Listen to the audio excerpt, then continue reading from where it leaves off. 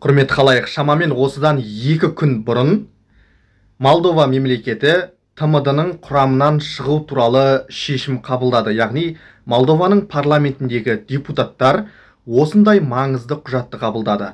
СНГ-ның құрамынан шығу туралы. Енді президент Майя Санду бұл құжатқа қол қоюы керек.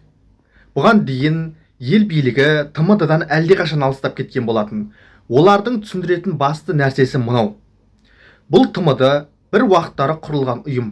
КСРО ыдырағаннан кейін 1991 жылы Беловеждегі келісімнен кейін осынау ұйым құру туралы. Яғни КСРО ыдырады ғой. Сөйтіп мына ыдырап кеткен елдің бір уақыттары мүшесі болған мемлекеттер жиналып осындай бір ұйым құру туралы шешім қабылдаған болатын. Бұл ұйымды 3 мемлекет құрған болатын алғашқыда. Бұл Ресейдің басшысы Ельцин, Украина басшысы және Беларусь басшысы Кравчук пен Шушкевичтер. Көріп отырсыздар ма, осы басшылар КСРО-ның ыдырағаннан кейін ТМД-ны құру туралы шешім қабылдайды. Енді қараңыздар, бұл ұйым алғашқыда демократиялық бағытпен бір арамыз үзіліп кетпесін, біз бәрібір кезінде бір мемлекеттің қол астында өмір сүрдік, экономикалық, саяси, мәдени байланыстарымыз тереңде жатыр, сондықтан бір-бірімізбен араздаспайық, бір-бірімізбен достықта өмір сүрейік деген мағынада құрылған болатын. Бұл ұйымның негізгі түп тамыры солай еді. Өйткені тәуелсіз деген сөз бар, мемлекеттер достастығы, достық бұл. Бұл доминион сияқты емес, мына Британияның, мысалы. Бұл достастық тәуелсіз мемлекеттердің достығы. Алайда уақыт өте келе, сол Ельцин, Шушкевич, Кравчуктардың құрған осынау ұйымын Кремль өзгерте бастады. Әсіресе Путин билік басына келгеннен бастап. Осылайша бұл ұйымның берекесі кете бастады. Ол қалай?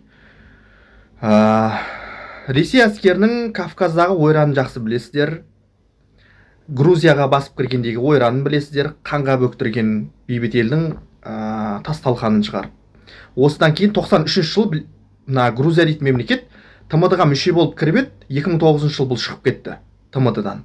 Рахмет, ұйымдарыңа рахмет деді, бұл ұйымнан шығып кетті Грузия.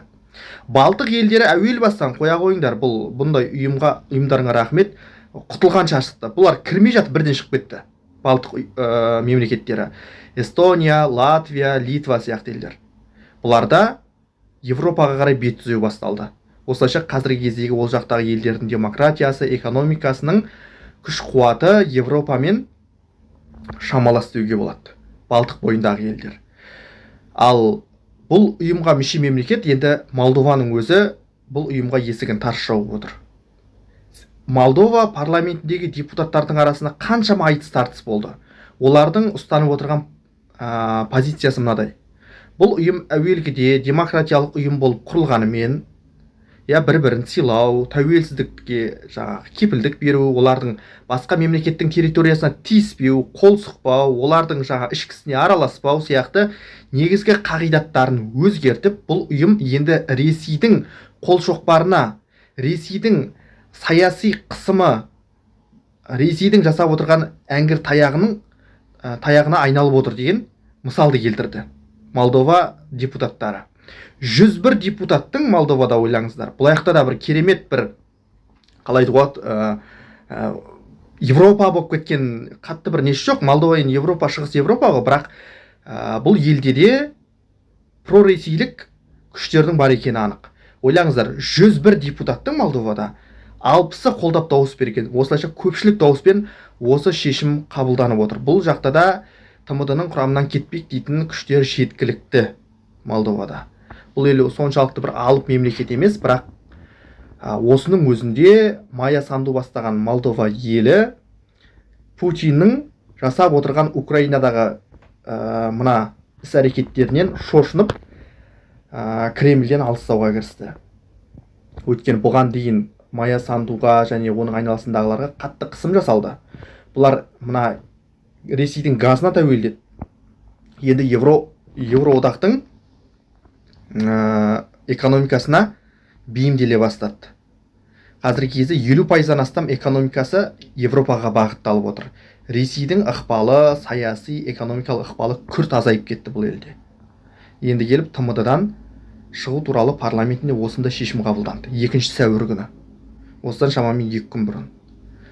Осынау жаңалық бүкіл елге тарап жатыр.